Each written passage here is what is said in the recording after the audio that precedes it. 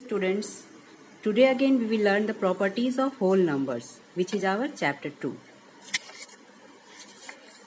In previous video, we have studied about the two properties of whole numbers, which was closure property and commutative property. Today we will learn about associative property. Before start the property, I am giving you one question to solve. Here are three numbers 17, 25 and 23. You have to find out the sum of these three numbers. So how you will find the sum? I hope first of all you will add these two numbers 17 and 25. Just you have kept in this bracket and then you will add 23 in this sum. Now sum of these two numbers is 42 and now you will add 23 in this. Then final sum is 65. Or you will find the sum like this. You will add last two numbers together. Then you will find the sum, that is 48, and then you will add the first number into it. And the sum is again 65. So in both the ways, sum are same. So what we have seen, we can group the numbers according to our convenience. Just let us check it. For any whole numbers a, b and c, we always have a plus b in bracket plus c is equal to a plus b plus c. B plus c is into bracket. So we are saying, watching this, that we have grouped the numbers according to our convenience. Okay, let us check this in multiplication also. If a, b and c are any three whole numbers, then a into b in the bracket into c is equal to a into b into c. Here b into c is in bracket.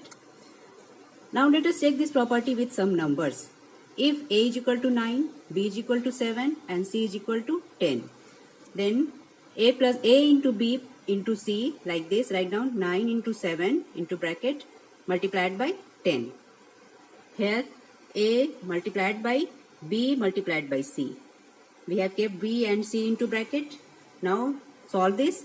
9 multiplied by 7. First we have multiplied these two numbers, that is 63. Now multiplied by 10.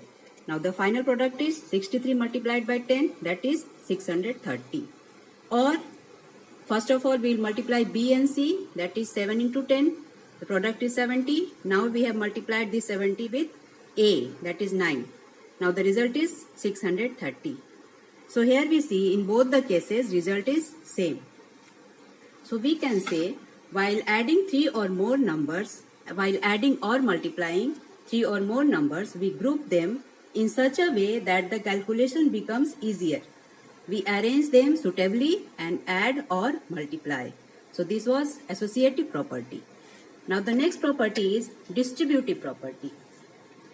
Distributive property, this property states that for any whole numbers a, b and c, we have a into b plus c. B plus b here is the bracket. So when we solve this, so we will find out a into b plus a into c. First we have multiplied b with a, then plus sign, and then we multiplied a with c. So let us check with some examples. If a is 16, b is 9 and c is 8. Then according to the property 16 into 9 plus 8. Here 9 plus 8 into bracket. Now what we have done? 16 multiplied by 9 first, 16 into 9, then plus sign, then again 16 multiplied by 8. Now find out the product. 16 9 ja 144 plus 16 8 ja 128. Now find out the total sum, that is 272. Okay.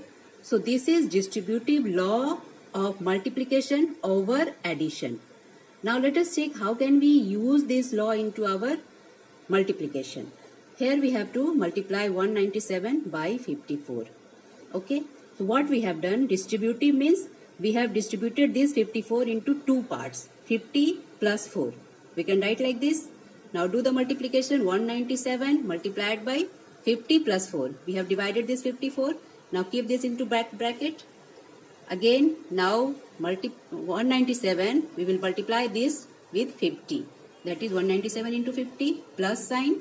Now again 197 will be multiplied by 4. 197 into 4. Now find the product of these two numbers, that is 9850. When you will multiply, you will get this number. plus 197 into 4, that is 788. Now the final sum is 10,638.